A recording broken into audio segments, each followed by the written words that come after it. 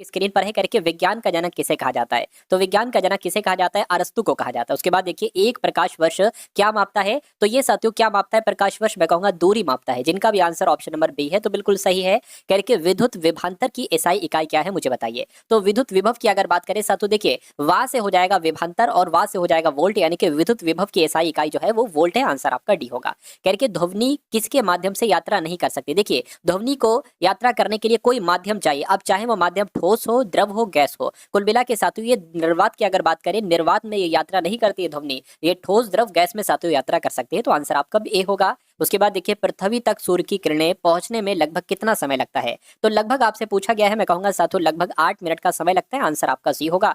उसके बाद देखिए कह रहे कि सूर्य के प्रकाश में कितने रंग होते हैं? तो मैं कह सकता हूं आपको भी याद रखना है, सूर्य के प्रकाश में सातों 7 रंग होते हैं। नेक्स्ट नंबर का सवाल है, निम्नलिखित में से कौन भूकंप की तीव्रता को दर्ज करने के लिए उपयोग किया जाता है? क्या आपका जवाब होगा? मैं कहूंगा आपका जवाब साथियों सिस्मोग्राफ हो जाएगा कि सिस्मोग्राफ ही भूकंप की तीव्रता को दर्ज करता है। आंसर आपका ए जाएगा।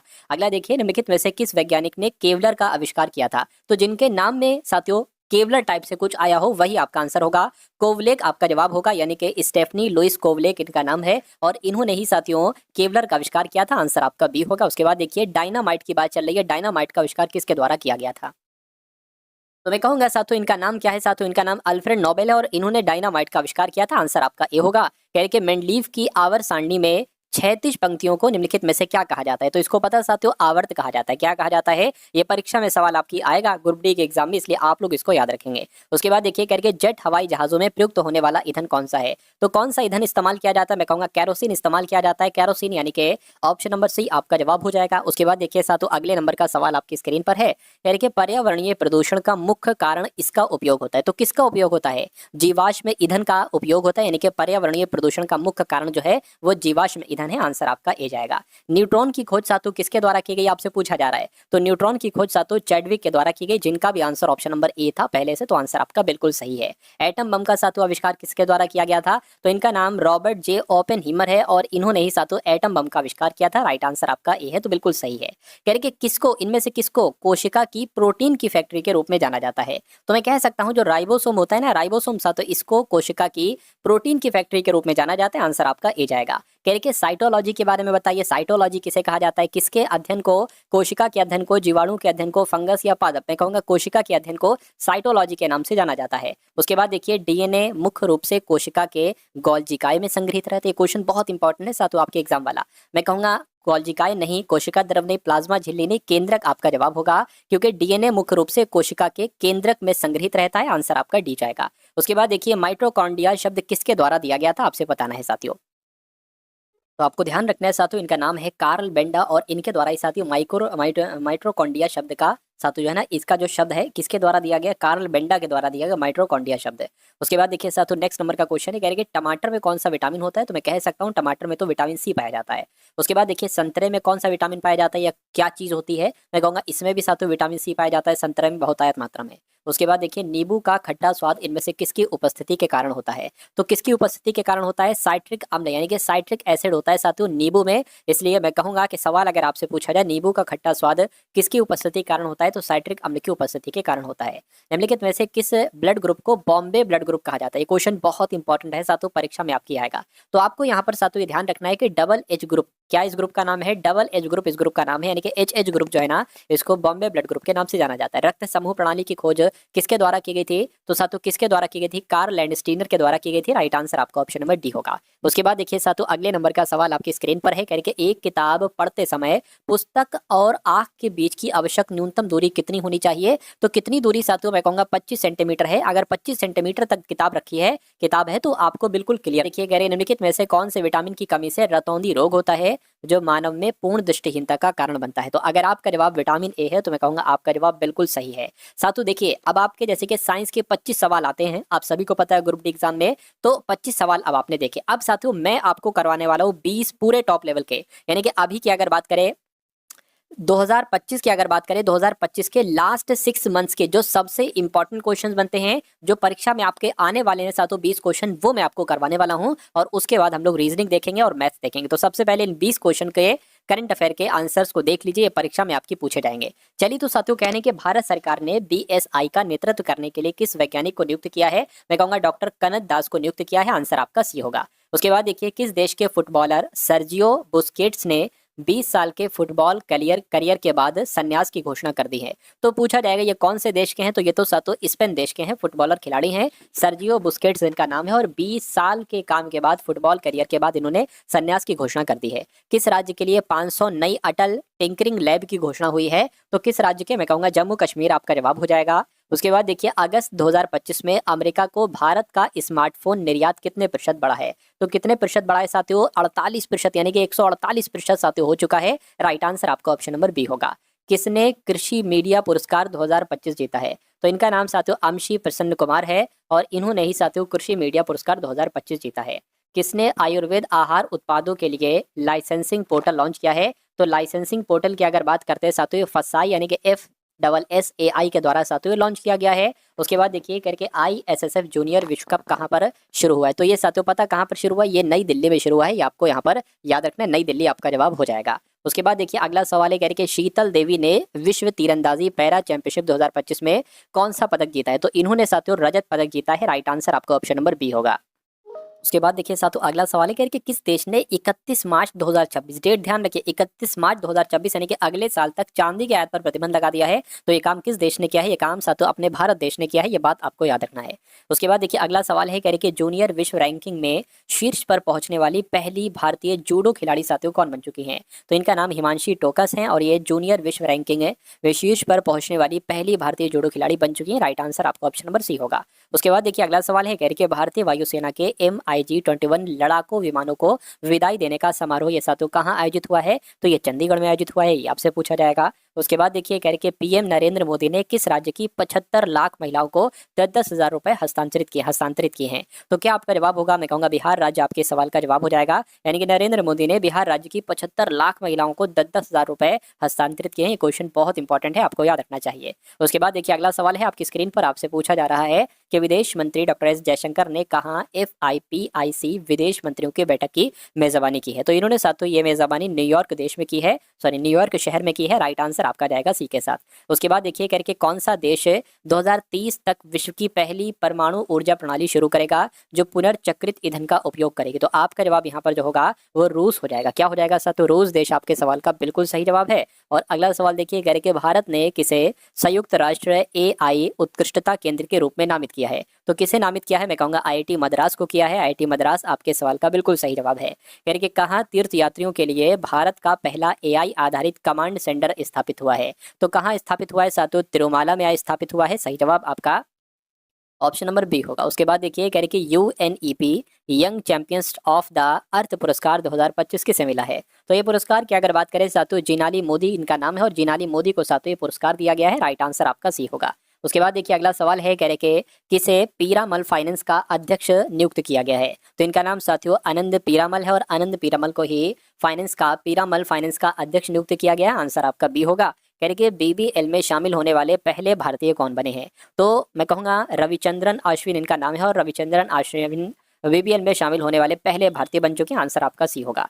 किस राज्य सरकार ने कैलामा-मणि पुरस्कारों की घोषणा की है? तो क्या आपका जवाब है? मैं कह सकता हूँ तमिलनाडु राज्य सरकार ने कैलामा-मणि पुरस्कारों की घोषणा की है। राइट आंसर आपका सी होगा। चलिए तो साथियों 25 सवाल आपके हो गए साइंस के, 20 सवाल हम लोगों ने देख लिए साथियों किसके? करंट अफेयर के। अब आगे सवाल हम लोग साथियों रीजनिंग के स्टार्ट हो चुके हैं। तो रीजनिंग के ये बहुत शानदार सवाल लिए हैं। वही सवाल साथियों मैंने लिए हैं जो आपके एग्जाम में आपको देखने को मिलने वाले हैं। इसलिए अपनी परीक्षा से पहले उन सारे सवालों को आप लोग तैयार कर लीजिए जो आपके एग्जाम में आपको साथियों देखने को मिलेंगे। चलिए तो रीजनिंग का पहला सवाल है, कहने के कलम का संबंध जैसे लिखने से है वैसे ही चाकू का संबंध किससे होगा? काटने से, गोली मारने से, सब्जी से, रक्त से। मैं कहूँगा कलम लिखने के काम आता है, चाकू काटने के काम आता है। आंसर आपका ए होगा। अगला देखिए, कहा जा रहा है साथियों आपसे यहाँ पर कि जैसे ये लिखा हुआ है TSQ से JHG बनाया गया है, वैसे ही LTM से यहाँ पर कौन से 3 लेटर बनाए जा सकते हैं?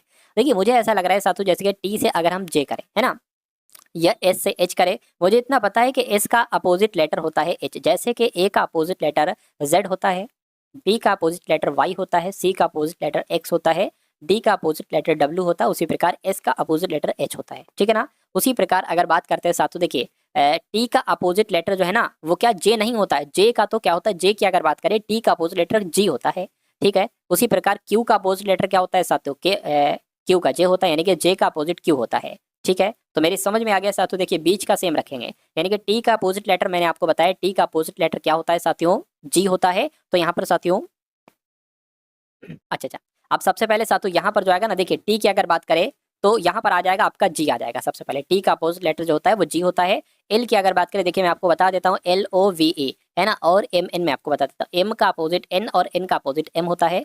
तो एम आया है, उसका अपोजिट लेटर यहाँ पर आएगा, यानी कि यहाँ पर एन आ जाएगा। एल का अपोजिट क्या होता है, ओ होता है, और ई का अपोजिट लेटर वी होता है, तो यहाँ पर ओ आएगा। तो कहाँ पर एनजीओ लिखा हुआ है, एनजीओ आपका ऑप्शन नंबर ए में लिखा हुआ है, यानी कि यही आपका जवाब है। और जिनका भी आंसर मेरे आंसर से पहले था उनका आंसर भी बिल्कुल करेक्ट है। अगला सवाल आपकी स्क्रीन पर है, यानी कि इस वाले सर्किल में जो है वो कार्यरत हैं, इस वाले सर्किल में लड़कियां हैं, इस वाले सर्किल में जितने नंबर हैं वो विवाहित हैं। आपसे यहाँ पर साथियों पूछा जा रहा है कि नीचे दी गई आकृति का अध्ययन करें और उस क्षेत्र की पहचान करें जो लड़कियां जो कि कार्यरत हैं लेकिन अविवाहित का प्रतिनिधित्व नहीं करती हैं। यानी कि अगर बात करते हैं साथियों अविवाहित का प्रतिनिधित्व नहीं करती हैं। अच्छा भाई, यानी कि अगर साथियों यहाँ पर अगर हम लोग बात करते हैं, देखिए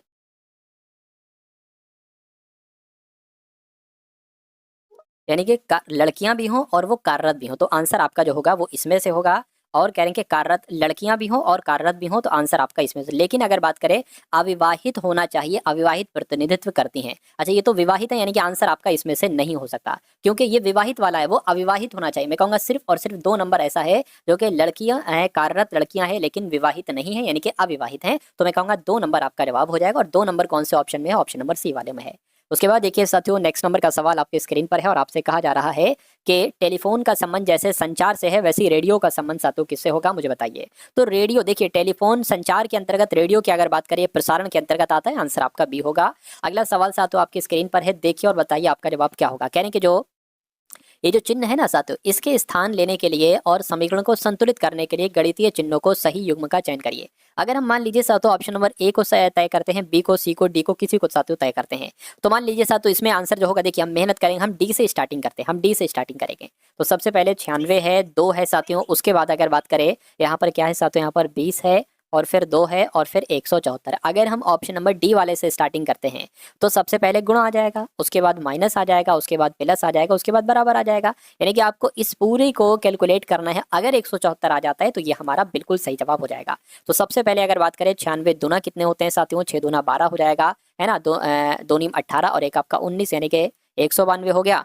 20 प्लस आपका 2 हो गया, बराबर 174 आ जाए तो काम हो जाएगा। 192 में से साथियों 20 जाएगा तो कितना बचेगा, मैं कहूँगा 172 बचेगा। अब अगर बात करते हैं यहाँ पर ये प्लस का आ जाएगा, 2 बराबर 174, बिल्कुल 172 प्लस 2 174 हो गया, यानी कि 174 बराबर 174 आ चुका है। तो मैं कहूँगा ये वाला हमने सबसे पहले चेक किया था और यही वाला हमारा जवाब हो गया। तो ऐसे सवालों में आप कोशिश ये करिए कि डी से शुरू करिए, डी, सी, बी, फिर उसके बाद ए। चलिए साथियों अगले नंबर का सवाल आपकी स्क्रीन पर आ चुका है, देखिए सवाल को और बताइए जवाब आपका यहाँ पर क्या हो सकता है। चलिए भाई, तो कह रहे हैं साथियों ए, ओ, एम, एच, के और यू केंद्र के सामने मुंह किए हुए एक सर्किल में बैठे। तो एक सर्किल हम बना लेते हैं, कितने लोग हैं, 1 2 3 4 5 6, 6 लोग हैं ना, तो 1 2 3 4 5 और 6, ये 6 लोग बना लिया। और यहाँ पर कहा गया है कि सर्किल में बैठे हुए हैं, ठीक है भैया, सर्किल में बैठे हैं, इसमें नहीं कि केंद्र के सामने बैठे हैं, केंद्र की ओर इनका मुंह है। कह रहे कि ए जो है ना ये एम या यू के बगल में नहीं बैठा, ठीक है, नहीं बैठा लेंगे। यू एच के बाईं ओर बैठा है और एम के बाईं ओर साथियों के बैठा है, ठीक है, जो ओ के विपरीत बैठा है। ठीक है, चलिए कोई दिक्कत नहीं, हम स्टार्टिंग करते हैं। तो एम के बाईं ओर के बैठा, एम को आप कहीं पर बैठा दें, मान लीजिए एम को आपने यहाँ पर बैठा दिया, एम के बाईं ओर कौन बैठा है, के, यानी कि एम के बाईं ओर के बैठा दिया। जो का मतलब क्या है, दूसरे वाले के लिए, यानी कि एम वाले के लिए। ओ के विपरीत कौन है, एम है, तो साथ तो एम का ओ कहाँ पर बैठेगा, ओ यहाँ पर बैठेगा, क्योंकि ओ के विपरीत कौन है, साथ तो एम है। इतनी बात क्लियर हो गई। अब देखिए कह रहे कि एच के दाएं और यू बैठा है, तो अगर साथियों मान लीजिए हम अगर एच को यहाँ पर बैठा नहीं सकते, क्योंकि एच के दाएं और दूसरे स्थान पर यू यहाँ पर नहीं आ पाएगा। एच को हम यहाँ पर भी यहाँ पर ही साथियों हम एच को बैठा सकते हैं, ठीक है ना, क्योंकि यहाँ बैठा लेंगे तो फिर ये जगह फ्री नहीं है। एच के दाएं साथियों कौन बैठा है, यू बैठा है, यानी कि यू आपका यहाँ पर आ जाएगा। अब बचा सिर्फ और सिर्फ ए है, तो ए आपका यहाँ पर आ जाएगा।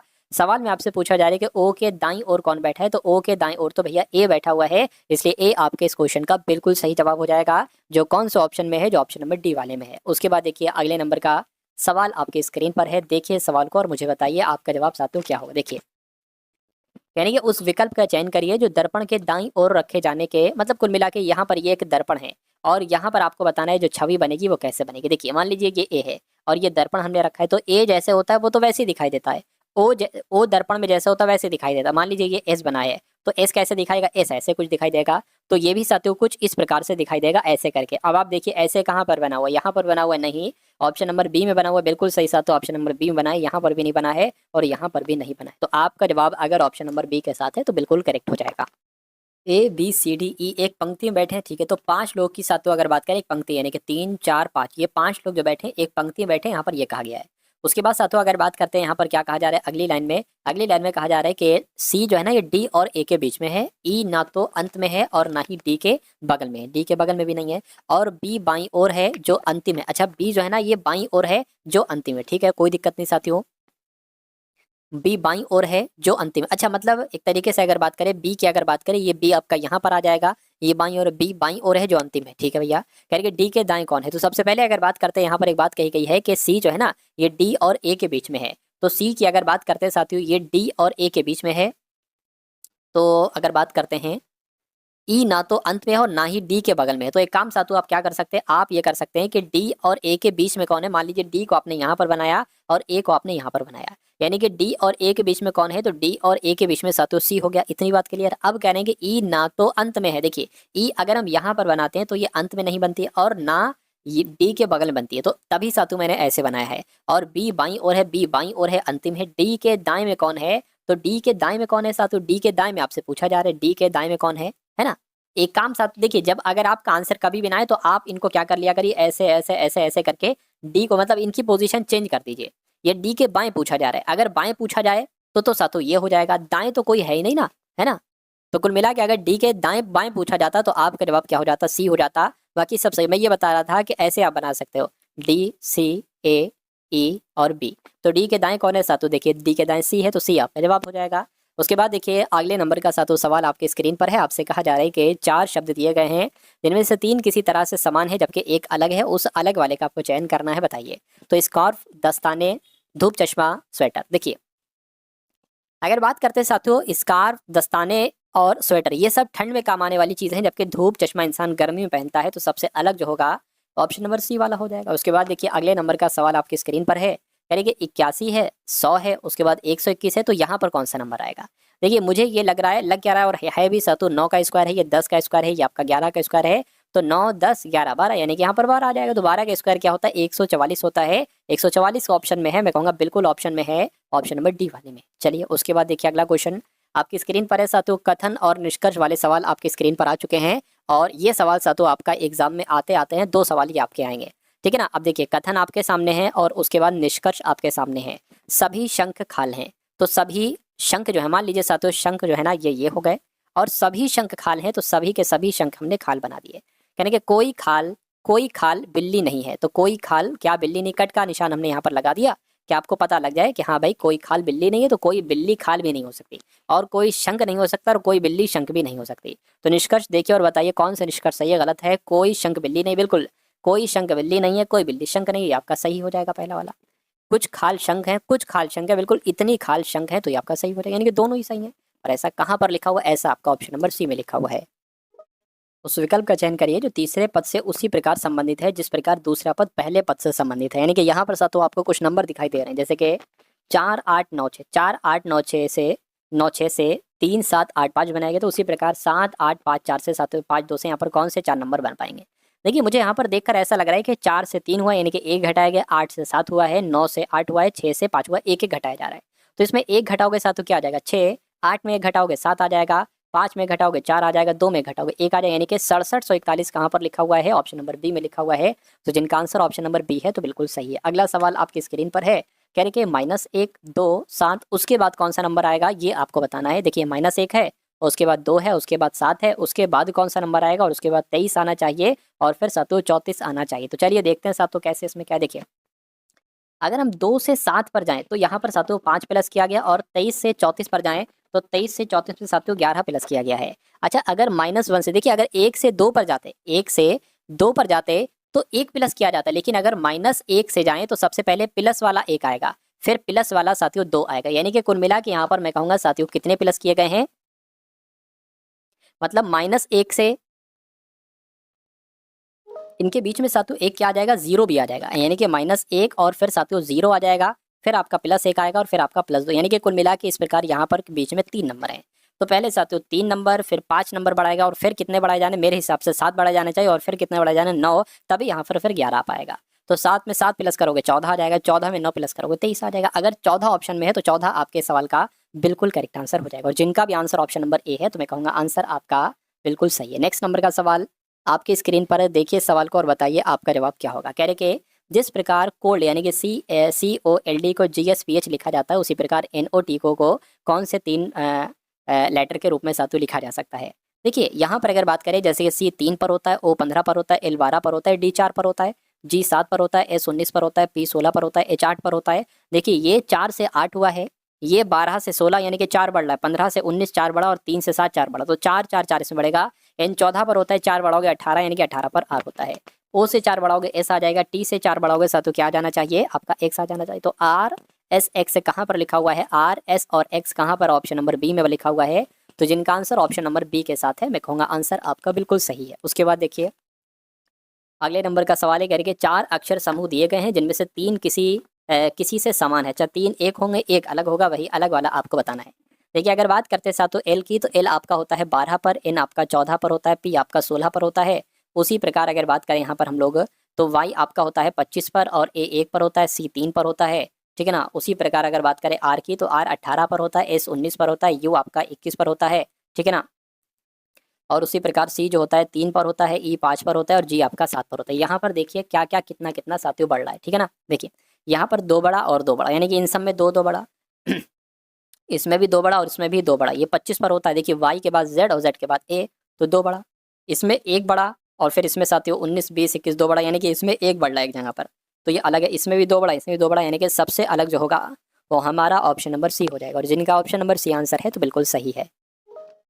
कथन और निष्कर्ष वाले सातों सवाल आपके सामने आ चुके हैं। ये कथन आपके यहाँ पर रहे है ना, और कथन 2 ये है। उसके बाद सातों 2 आपको निष्कर्ष दिए गए हैं, पहला और दूसरा, अच्छा तीसरा भी है, तो इसके अकॉर्डिंग आपको जवाब बताना है। सबसे पहले कहा गया है कि सभी बाघ बिल्लियां हैं, तो मान लेते हैं साथियों बाघ आपके ये हो गए और सभी बाघ बिल्लियां हैं, तो सभी बाघ जो है ना, एक सेकेंड थोड़ा बड़ा बना देते हैं, तो सभी बाघ बिल्लियां बताई गई हैं, तो सभी बाघ जो है ना ये साथियों क्या हो गई, बिल्लियां हो गई, सभी बाघ बिल्लियां हो गई।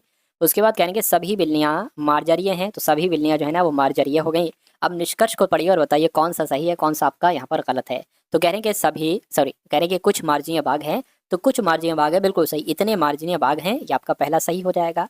दूसरे की बात करें सभी बाघ मार्जनीय हैं, सभी बाघ मार्जनीय, बिल्कुल साथियों सभी बाघ। कुछ मार्जनीय बाघ हैं, ये भी सही है, और कुछ बाघ सॉरी सभी बाघ मार्जनी, ये बात भी बिल्कुल सही है, दूसरा भी सही है। कुछ मार्जरीय बिल्लियां हैं, कुछ मार्जरी बिल्लियां, बिल्कुल इतनी मार्जरिया बिल्लियां हैं, ये बात भी बिल्कुल सही है। यानी कि पहला दूसरा और तीसरा सही है, ऐसा ऑप्शन नंबर ए में लिखा हुआ है, तो यही आपका क्या होगा, यही आपका साथ तो बिल्कुल सही जवाब हो जाएगा। करके 400 मीटर लंबी एक ट्रेन 20 सेकंड में एक पोल से गुजरती है, तो ट्रेन की आपको चाल बताना है, ट्रेन की गति क्या है बताइए। देखिए अगर यहाँ पर बात करते हैं साथियों, क्या पूछा गया, ट्रेन की गति पूछी गई है, तो ट्रेन की गति कह लो या ट्रेन की चाल कह लो, बात एक ही है। तो ट्रेन की गति आपसे पूछी गई है, तो यहाँ पर हमें दूरी के रूप में क्या रखना पड़ेगा, ट्रेन की लंबाई रखना पड़ेगा। ये हो गई आपकी दूरी, क्या हो गई, ट्रेन की लंबाई ही दूरी हो गई। और समय की अगर बात करें तो यहाँ पर हमें समय रखना पड़ेगा, तो साथियों ट्रेन की लंबाई कितनी है, 400 मीटर है, 400 मीटर लंबाई ट्रेन की है, तो ये दूरी हो गई। समय की अगर बात करें 20 सेकंड है, तो ये 20 से कट होगा साथियों, कितना आ जाएगा, ये आपका 20 आ जाएगा, ठीक है ना। यानी कि ट्रेन की गति कितनी निकली, 20 मीटर प्रति सेकंड निकली। लेकिन यहाँ पर किलोमीटर प्रति घंटे में, तो मैं आपको बता देता हूँ कि कभी भी अगर कोई गति है कोई चाल है, ये मीटर प्रति सेकंड में, इसको किलोमीटर प्रति घंटे बदलना है, तो आप हमेशा साथियों 18/5 से गुणा कराएंगे, ठीक है ना। लेकिन अगर कोई चाल किलोमीटर प्रति घंटे में दी गई है, उसको मीटर प्रति सेकंड में बदलना है, तो उसको हमेशा 5/18 से गुणा कराएंगे। तो इसको खैर कैलकुलेट करते हैं और ट्रेन की गति निकाल लेते हैं किलोमीटर प्रति घंटे में। 5 चौक आपका 20 हो जाएगा, 18 चौक आपका 72 हो जाएगा, यानी कि 72 किलोमीटर प्रति घंटा ये ट्रेन की गति आएगी। और ऐसा कहाँ लिखा है, ऐसा ऑप्शन नंबर बी में लिखा हुआ है। अच्छा किलोमीटर प्रति घंटा में इसको 5/18 से अगर आप गुणा कराओ तो मीटर प्रति सेकंड में चाल आ जाएगी, तो 20 आपका जवाब हो जाएगा। खैर नेक्स्ट नंबर का सवाल आपकी स्क्रीन पर है, देखिए इस सवाल को और बताइए आपका जवाब क्या हो सकता है बताइए। आपसे कह रहे कि 27 वस्तुओं की लागत 18 वस्तुओं के क्रय मूल्य के समान है, तो लाभ बताइए। कभी भी अगर आपसे कहा जाए कि भैया इतने वस्तुओं की लागत मूल्य इतने वस्तुओं की विक्रय मूल्य के बराबर है, तो आप लिखेंगे 27 गुणा लागत मूल्य, क्या 27 गुणा लागत मूल्य बराबर 18 है ना, 18 गुणा विक्रय मूल्य, 18 गुणा विक्रय मूल्य। यानी कि अब आप साथियों क्या निकाल सकते हो, अब आप निकाल सकते हो लागत मूल्य और ये नीचे आ जाएगा विक्रय मूल्य का अनुपात निकाल सकते हो। लागत मूल्य विक्रय मूल्य का अनुपात निकाल सकते हो, 18 रहेगा, ये नीचे इसके 27 आ जाएगा, है ना। कहने का मतलब ये है कि अगर लागत मूल्य 18 है तो विक्रय मूल्य 27 है। यानी कि कोई चीज आपको 18 रुपए की पड़ी है और आप उसको 27 रुपए में बेच रहे हैं, तो साफ साफ आपको लाभ कितना हो रहा है, 9 रुपए का आपको लाभ हो रहा है। तो लाभ ही तो पूछा है, 9 रुपए का लाभ हो रहा है, लेकिन आपको बताना है उस लाभ को प्रतिशत में करके। तो 9 को प्रतिशत में करेंगे, गुणा 100 से कराएंगे, नीचे हमेशा क्रय मूल्य या लागत मूल्य आता है। तो लागत मूल्य कितना है साथियों, 18 है। इसको कैलकुलेट करोगे तो मैं कहूंगा 50% आपका जवाब हो जाएगा, यानी कि लाभ प्रतिशत कितना होगा, 50% होगा। तो जिनका भी आंसर है ऑप्शन नंबर बी के साथ है, तो आपका जवाब बिल्कुल सही हो जाएगा, ठीक है ना। चलिए अगले नंबर का साथियों सवाल आपकी स्क्रीन पर है। इस सवाल को देखिए, सिंप्लीफिकेशन का सवाल है। 64 भाग 2 गुणा ब्रैकेट में है 9 भाग 3 गुणा 3 भाग 9 माइनस 32। यानी कि 64 भाग 2, सबसे पहले 64 भाग 2 को ही आप सॉल्व कर लो तो कितना आ जाएगा, 32 आ जाएगा। 32 गुणा इसको सॉल्व करोगे 3 3 9, 3 आ जाएगा।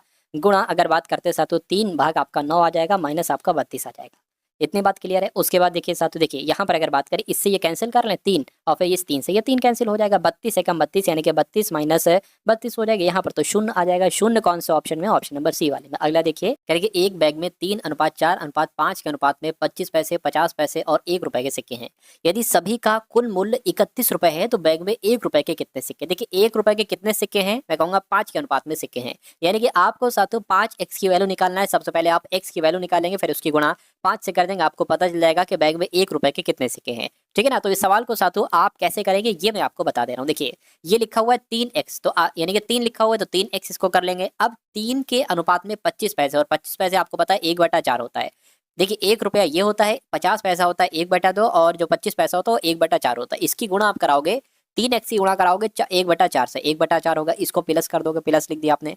फिर 4x लिखा हुआ है, यानी कि 4 लिखा हुआ है 4x कर दिया, और 50 पैसे ना, 50 पैसों का 1/2 लिखते हो तो गुणा आप इसकी 1/2 लिख दो, ये प्लस कर दोगे। उसके बाद ये आपका 5x आ जाएगा। इस सवाल देखिए ये सवाल ऐसे ही आता है और हमेशा आपको ऐसे ही करना होता है। ये 1 रुपए को आप ऐसा लिखते हो तो इसकी गुणा 1 से कर दोगे। जब आप इन सब को जोड़ते हो ना तो निकल कर आता है 31। इन सभी का कुल मूल्य 31 है, यानी कि बराबर सातों यहाँ पर 31 आ जाएगा। इतनी बात आपको समझ में आ गई। देखिए अब 3x की गुणा 1 से होगी तो 3x/4 ये आपका हो जाएगा। ये आपका कितना हो जाएगा, ये आपका अगर बात करते हैं देखिए 2 एकम 2, या एक काम करिए यहाँ कट कर लीजिए, कोई दिक्कत नहीं। 2 एकम 2, 2 यानी कि ये आपका 2x हो जाएगा। तो 2x आपका ये हो गया, प्लस आपका 5x ये हो गया, बराबर कितना आ गया सातों 31 आ गया। इतनी बात क्लियर है, ठीक है, कोई दिक्कत नहीं है। अब यहाँ पर अगर बात करें, अब देखिए इसको आप कैलकुलेट करा लीजिए, कोई दिक्कत नहीं। 1 की गुणा 3x से कराओगे तो 3x आपका हो जाएगा, 4 दूना 8 ये आपका 8x हो जाएगा, ठीक है ना। और ये क्या आ जाएगा, ये आपका 4 आ जाएगा यहाँ पर, और आपका ये क्या हो जाएगा 5 से 5x हो जाएगा, ये बराबर 31 हो जाएगा। ये एक काम करिए, पहले आप डायरेक्ट इसको ही करा लीजिए। क्या, जैसे कि ये आपका कितना था, ये आपका 2x था, ठीक है ना, और ये 5x था, तो ये 7x हो जाएगा। तो ये 3x/4 हो गया, प्लस आपका ये 2x और 5x बोले तो 7x हो गया, बराबर आपका 31 हो गया। इसके नीचे 1 मान लीजिए, अब क्रॉस मल्टीप्लाई करा दीजिए, तो ये आपका 3x हो जाएगा, 7 चौक 28, ये आपका 28x हो जाएगा, बटे 4 आ जाएगा, बराबर आपका 31 आ जाएगा। अब इस 4 की गुणा इस 31 से हो जाएगी, और 28 3 कितना हो जाएगा, 31 हो जाएगा। यानी कि 31x बराबर 31 गुणा आपका 4 हो जाएगा। देखिए इस 31 से ये 31 आपका कैंसिल हो जाएगा, बचेगा क्या, x बराबर आपका 4 बचेगा। तो 1 रुपए के कितने सिक्के हैं, मैं कहूँगा 1 रुपए के भैया 1 रुपए के जो ना 5 सिक्के हैं, तो 5x की वैल्यू आपको निकालना है। x बराबर 4 है, यानी कि 5 गुणा 4 आ जाएगा, तो ये 20 होता है। तो 1 रुपए के कितने सिक्के हैं, मैं कहूँगा 20 सिक्के हैं। 20 कहाँ पर लिखा हुआ है, ऑप्शन नंबर बी में लिखा हुआ है। तो जिनका आंसर यहाँ पर ऑप्शन नंबर बी के साथ है, तो आपका आंसर यहाँ पर बिल्कुल करेक्ट हो जाएगा। अगला सवाल देखिए, आपसे कहा जा रहा है कि 5 प्रतिवर्ष की दर से 360 रुपए का साधारण ब्याज 72 होने में कितना समय लगेगा। यानी कि कुल मिला के आपसे जो पूछा जा रहा है वो साथियों समय पूछा जा रहा है। आपको पता है समय बराबर क्या होता है, समय का एक फॉर्मूला होता है साथियों, मूलधन गुणा 100 अपॉन समय हो गया, दर आ जाएगी, और साथियों क्या आ जाएगी, समय हो गया, दर आ गया, और यहाँ पर साथियों ये एक काम ऐसे नहीं साथियों, देखिए कभी भी आप साथियों समय अगर निकालोगे तो यहाँ पर साधारण ब्याज आता है, मैंने गलती से कुछ और लिख दिया था, तो ये आपका साधारण ब्याज हो गया, गुणा आपका 100 हो गया, समय ये हो गया साथियों, दर आपकी ये आ जाएगी, ठीक है ना, दर आपकी ये आ गई, और नीचे एक और मूलधन आपका। तो ये सूत्र होता है साथियों, गलती से कुछ और मैंने लिख दिया था, खैर कोई दिक्कत नहीं। साधारण ब्याज कितना दे रखा है, 360 साधारण ब्याज है। अच्छा 5% की दर से 360 रुपए का साधारण ब्याज 72 होने में, अच्छा साधारण ब्याज जो है साथियों वो 72 है, तो 72 साधारण ब्याज हो गया, गुणा आपका 100 हो गया, ठीक है ना। इतनी बात क्लियर है। अब अगर बात करें 360 ये आपका मूलधन है, तो ये आपका मूलधन आ जाएगा, दर 5% है, तो 5 गुणा 360 आपने ये लिखा, ये क्या निकल कर आएगा, ये आपका समय निकल कर आएगा जो आपसे पूछा जा रहा है।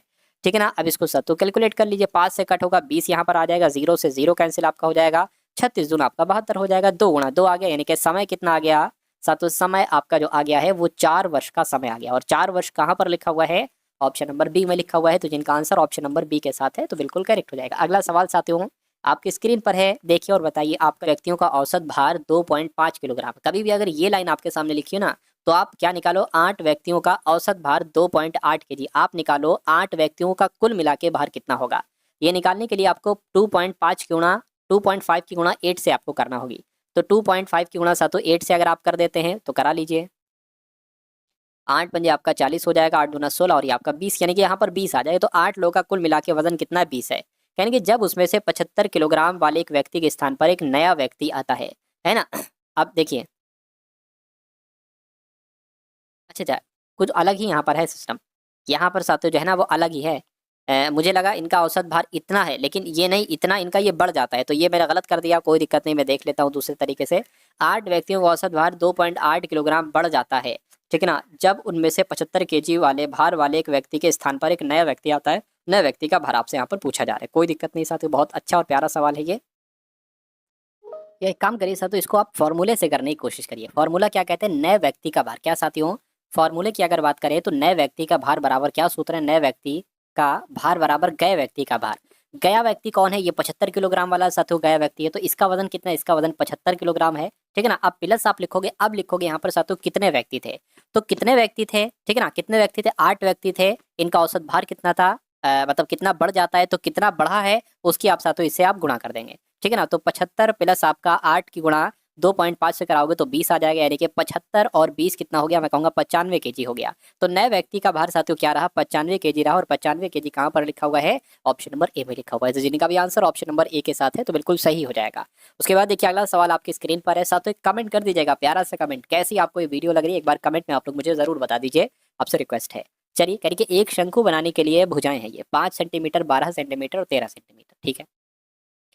यानी कि इन तीनों भुजाओं वाले एक समकोण त्रिभुज को 12 सेंटीमीटर के परितः घुमाया जाता है। इस तरह बने शंकु का आयतन क्या होगा। तो सबसे पहले अगर हम बात करें कि शंकु के आयतन का सूत्र क्या होता है, तो शंकु के आयतन का सूत्र होता है 1/3 पाई आर स्क्वायर एच, ये सब होता है। देखिए 1/3, ठीक है, पाई की वैल्यू आपको पता है। आर की अगर बात करते हैं साथों, आर आप कैसे निकालेंगे, ठीक है ना, क्या आर की अगर बात करें, आर कैसे निकालेंगे चलिए कोई दिक्कत नहीं है। तो यहाँ पर शंकु के ऐसे बनेगा, ये भी मैं आपको बता देता हूँ, ये आपका शंकु हो गया। ये जो आपकी ये ऊंचाई है ना, ये ऊंचाई आपकी कितनी दे रखी है साथों, ये आपकी 12 दे रखी है, ये आपकी ऊंचाई है, ठीक है ना, 12 सेंटीमीटर की आपकी ऊंचाई हो जाएगी, ठीक है ना। चलिए कोई दिक्कत नहीं है।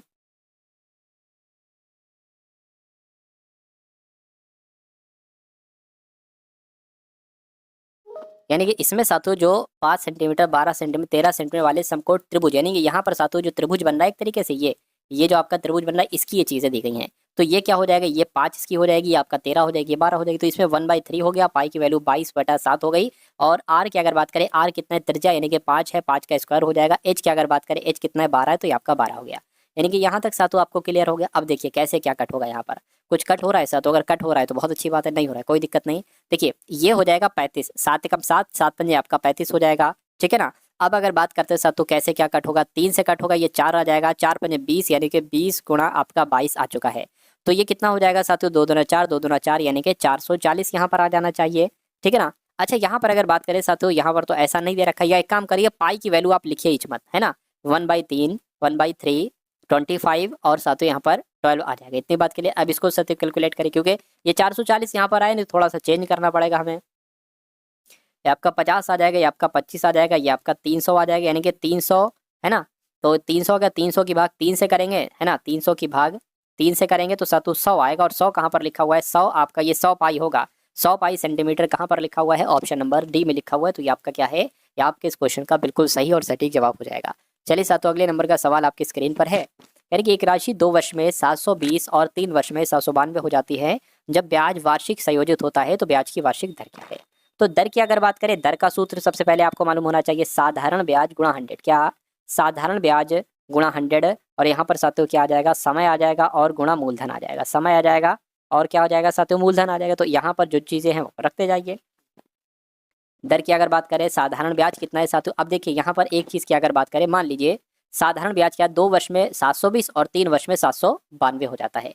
तो अगर देखिए 2 वर्ष और 3 वर्ष अगर हम इन दोनों को आपस में डिफरेंस कर दे तो हमें 1 वर्ष का साधारण ब्याज निकालना पता चल जाएगा। तो 792 में से 720 को घटा दीजिए तो कितना आएगा, 72 आएगा। यानी कि 1 वर्ष का क्या समय, 1 वर्ष का साधारण ब्याज 72 गुणा 100। मूलधन की अगर बात करें, अब यहाँ पर एक चीज़ आप देखिए, अब यहाँ पर साथियों मूलधन की बात की गई। मूलधन कितना है साथियों, है ना। मूलधन की अगर बात करें साथियों 720 यहाँ पर मूलधन है, ठीक है ना, ये बात क्लियर है।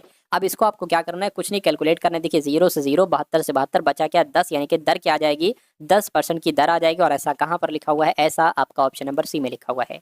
नेक्स्ट नंबर का सवाल है और आज की इस वीडियो का अंतिम क्वेश्चन आपकी स्क्रीन पर है। कह रहे कि 120 पुरुष 30 दिनों में 720 किलोग्राम चावल की खपत करते हैं, 90 पुरुष कितने दिनों में 270 किलोग्राम की खपत कर सकते हैं। देखिए साथियों 120 लोग हैं, 30 दिनों में कितनी खपत करते हैं, 720 किलोग्राम की खपत करते हैं। तो कहने के 90 पुरुष, ठीक है, 90 पुरुष कितने दिनों में, मैं कहूँगा इतने दिनों में, दिन की जगह पर दिन ही लिख दिया। 270 किलोग्राम की खपत करेंगे तो इसको साथ आप कैलकुलेट कर लीजिए, ठीक है ना। देखिए इस जीरो, देखिए जो बराबर के नीचे होगा वो कट जाता है, इस जीरो से आपका ये जीरो कैंसिल हो जाएगा। 3 से करे तो 3 दूना 6, 3 चौक 12, 3 से करे 3 नीम 27, ठीक है ना। 3 3 9 हो जाएगा, 3 7 21, 3 8 24 हो जाएगा, है ना। अब अगर साथियों बात करते हैं, देखिए अब ये 3 की गुणा इससे हो जाएगी, यानी कि 120 गुणा 30 गुणा 3 और बराबर क्या आ गया 8 की गुणा इससे। ये एक काम करेंगे, 8 तो नीचे का नीचे ही है, ये 90 भी इधर ले आइए। 90 अगर आप इधर ले आएंगे तो इधर सिर्फ और सिर्फ दिन बचेगा, जो कि आपका यहाँ पर इसको कैलकुलेट करने के बाद साथियों वैल्यू आपके सामने आ जाएगी।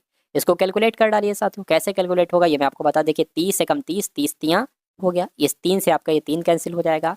इसको कैलकुलेट कर लीजिए, 8 एकम 8 हो जाएगा, 4 जाएगा 40 हो गया, 8 पंजे 40 हो जाएगा, यानी कि 15 दिन आपका जवाब आ जाएगा। यानी कि 90 पुरुष 15 दिनों में 270 किलोग्राम की खपत कर सकते हैं। राइट आंसर जिनका ऑप्शन नंबर डी के साथ है, तो मैं कहूँगा आंसर आपका। दोस्तों ये वीडियो आप लोगों को कैसी लगी कमेंट बॉक्स में ज़रूर बताएं, और वीडियो अच्छी लगे तो वीडियो को लाइक करें, और चैनल पे नए हैं तो चैनल को सब्सक्राइब करें।